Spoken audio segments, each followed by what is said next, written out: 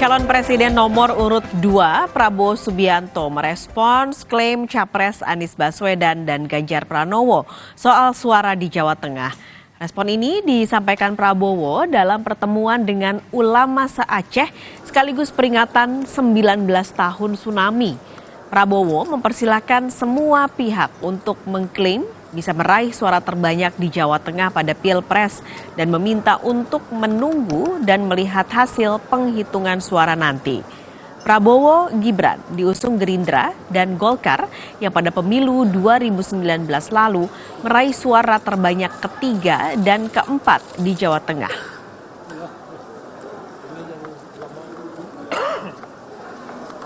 Nomor 1 dan nomor 3 mengklaim kekuatan di Jawa Tengah itu diambil sama mereka. Kalau dari Pak Prabowo, Bapak soal relawan Bapak di Jawa Tengah.